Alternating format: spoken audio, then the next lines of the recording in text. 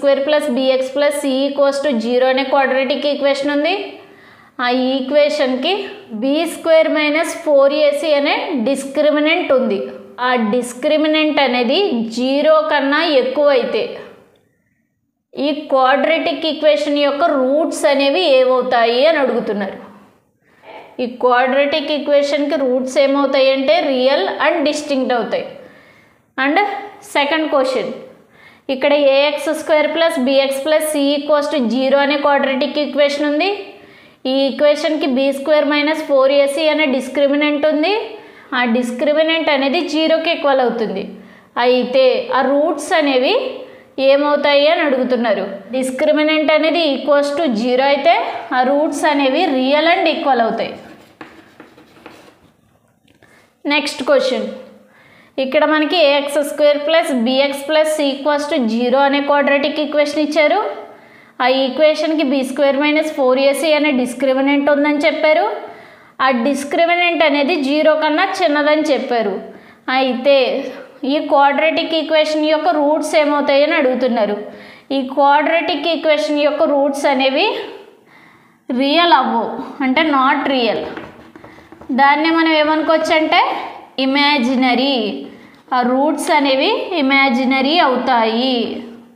ఇక్కడ మనకి real and distinct అంటే అర్థం ఏంటంటే ఈ క్వాడ్రాటిక్ ఈక్వేషన్కి రూట్స్ ఉంటాయి కదా, ఆ రూట్స్ అనేవి రియల్ నెంబర్ అయి ఉంటాయి. రియల్ నెంబర్స్ అంటే పాజిటివ్ నెంబర్స్ అయి ఉండొచ్చు, అంటే 1, 2, 3, 4 అండ్ సో ఆన్.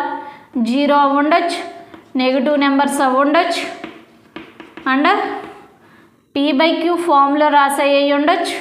p/q అంటే 1/2, 2/3 అండ్ సో ఆన్.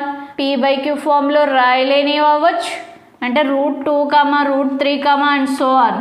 ఈ నెంబర్స్ అన్నీ అవ్వచ్చు. మరి డిస్టింక్ట్ అంటే ఏంటి? 2 రూట్స్ వస్తాయి కదా, ఆ 2 రూట్స్ ఒకేలా ఉండవు, వేరువేరుగా ఉంటాయి. కాబట్టి బి స్క్వేర్ మైనస్ 4ac అనే డిస్క్రిమినెంట్ గ్రేటర్ దెన్ 0 అయినప్పుడు మనకి ఆ రూట్స్ అనేవి రియల్ అండ్ డిస్టింక్ట్ అవుతాయి. నెక్స్ట్, మరి రియల్ అండ్ ఈక్వల్ అంటే ఏంటి? రియల్ నెంబర్స్, ఆ రూట్స్ అనేవి రియల్ నెంబర్స్ అవుతాయి. అంటే పాజిటివ్ అవ్వచ్చు, 0 అవ్వచ్చు, నెగిటివ్ అవ్వచ్చు, p/q ఫామ్లో రాసేవి అవ్వచ్చు, p/q ఫామ్లో రాయలేనివి అవ్వచ్చు. అండ్ ఈక్వల్ అవుతాయి అంటే రెండాట్లకి వేరే వేరే వాల్యూ అనేది ఉండదు, రెండాట్లకి ఒకే వాల్యూ ఉంటుంది. కాకపోతే 2 సార్లు రాసుకుంటాం. సపోజ్ 1 అనేది రూట్ కింద వస్తే ఆ 1 2 టైమ్స్ ఉంటుంది. అలా ఉంటే దాన్ని ఏమంటారంటే ఈక్వల్. అంటే ఈ రూట్స్ రియల్ అండ్ ఈక్వల్. మరి నాట్ రియల్ అంటే ఏంటి? అసలు రియల్ నెంబర్సే రావు.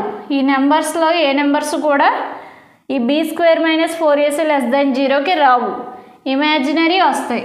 ఇమాజినరీ అంటే కాంప్లెక్స్ నెంబర్స్ అనేవి వస్తాయి. దీనికి ఏ రూట్స్ వస్తాయి అంటే కాంప్లెక్స్ నెంబర్లో రూట్స్ వస్తాయి. ఈ నెంబర్స్ ఏమి రూట్స్ కింద దీనికి రావు.